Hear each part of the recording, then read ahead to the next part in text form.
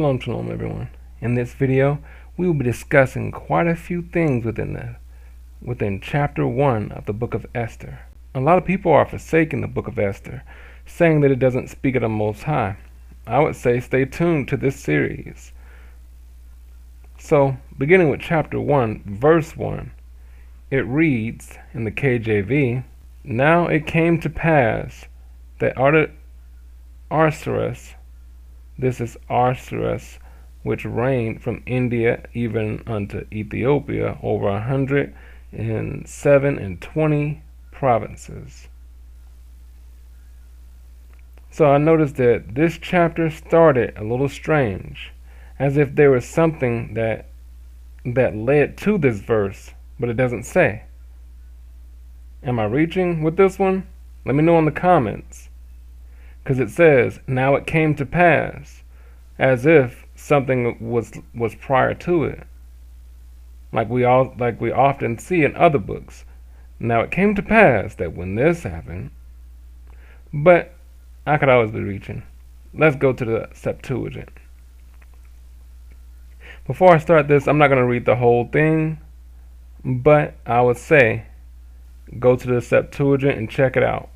And yes, this is only one verse. I'm going to read maybe halfway through.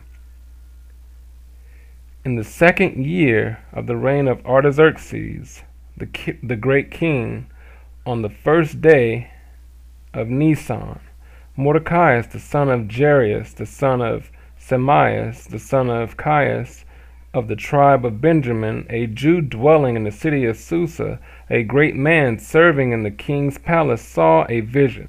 Now he was of the captivity which Nebuchadnezzar, king of Babylon, had carried captive from Jerusalem, with Jeconias, the king of Judea.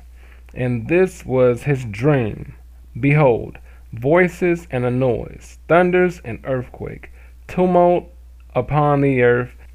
And behold, two great serpents came forth, both ready for conflict. And there came from them a great voice, and by their voice every nation was prepared for battle, even to fight against the nation of the just. And behold, a day of darkness and blackness, tribulation and anguish, affliction and tumult upon the earth. And all the righteous nation was troubled, fearing their own afflictions, and they prepared to die, and cried to God. And from their cry there came, as it were, a great river from a little fountain, even much water.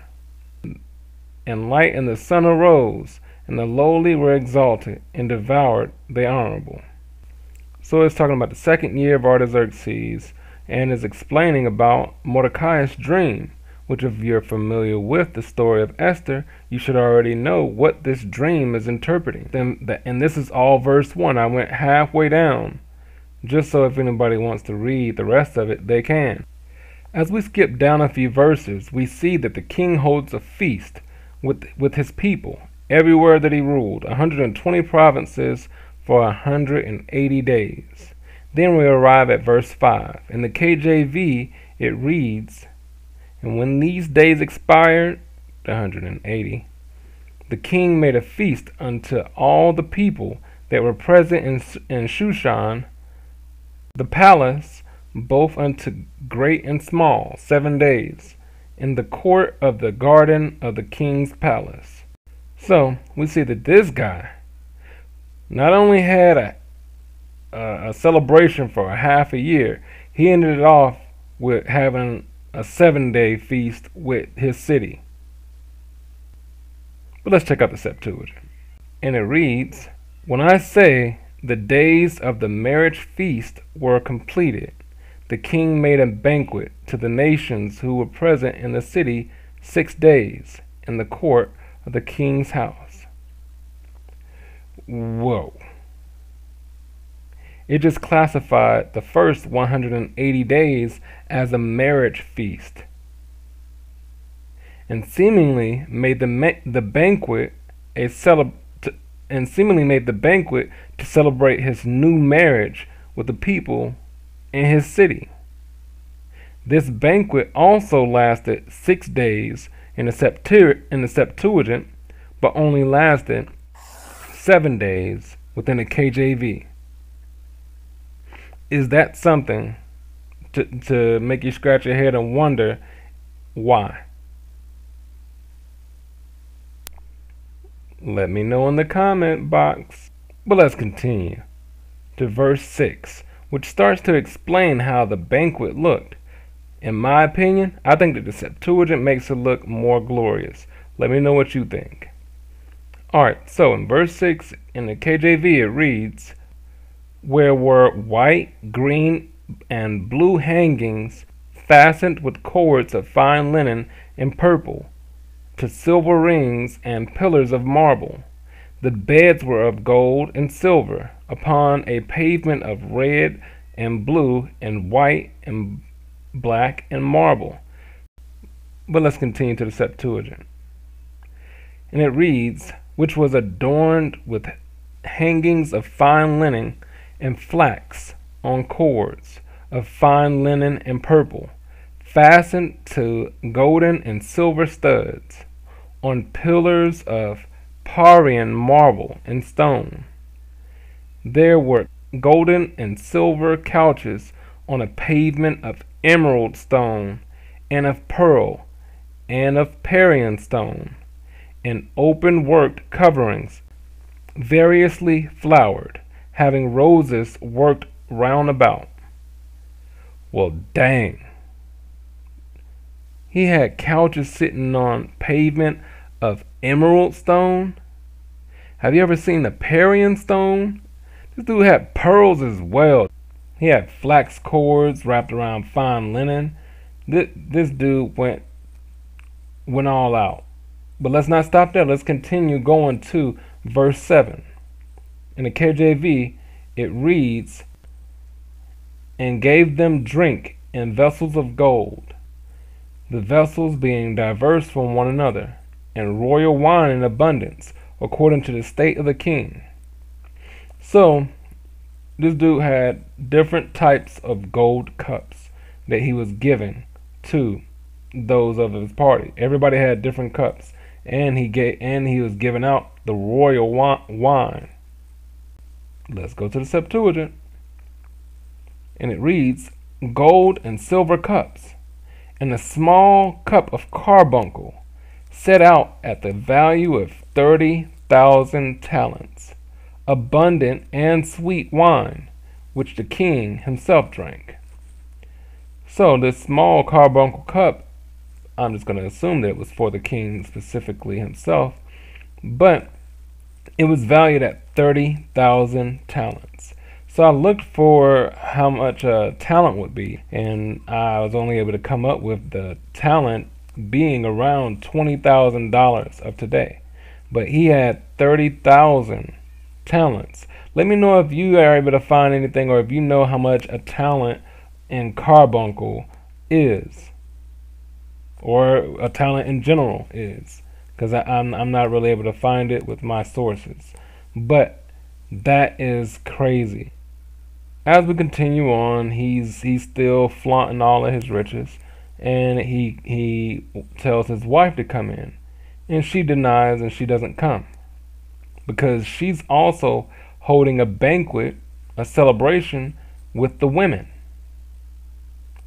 So we come up to the situation of the king getting angry, and now he's talking to those that are around him. Let's see what it says in verse 13.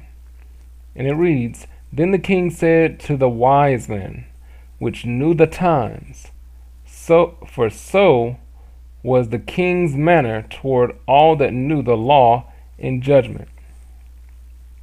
So the king was sitting around the wise men. Those wise men also represent sometimes the Chaldeans, or sometimes the Magi's. So let's go to the Septuagint, and it reads, "And he said to his friends, Thus has Ashton spoken. Pronounce therefore upon this case law and judgment." So in the KJV it says he is speaking to the wise men, but In the case of the Septuagint, it says he was speaking to his friends. Now that changes the narrative a bit. Now, from him talking to those who he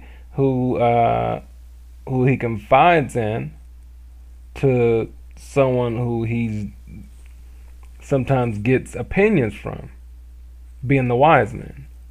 Now, friends, like I reference it to a situation of a man who's watching a football game with his boys, and he's showing off all of his house, he's showing off all of his stuff and flaunting, and then he calls for his wife, and she disrespects him in front of them, and they're all looking around like, ooh.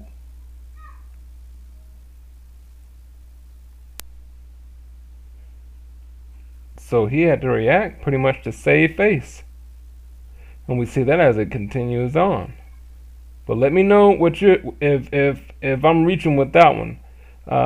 But it says he was speaking to his friends. Go through it and read it for yourself. I can't read it for you guys. I'm just presenting this information from what I've seen. But let's continue on. In this one, I can't say it's all that much, but check it out. This is verse 18. This is after the king has received the wise information. And it reads, likewise shall the ladies of Persia and Media, or Media, however you want to say this day unto the king's princes, which have heard of the deed of the queen, thus shall there arise too much contempt and wrath.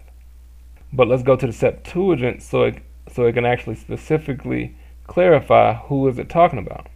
And it reads, so this day shall the other ladies of the chiefs of the Persians and Medes, having heard what she said to the king, dare in the same way to dishonor their husbands. So it's specifically saying, it's not just saying in general women just going around slapping princes and stuff, or just saying whatever, oh, get out my face, you ain't nobody. Who are you? Who made you judge over us? It's saying how the women or the wives disrespecting the husbands because of what Vashti did to the king. Let me know what you guys think. This one had a few different points. Let me know if they are actually important. Shalom.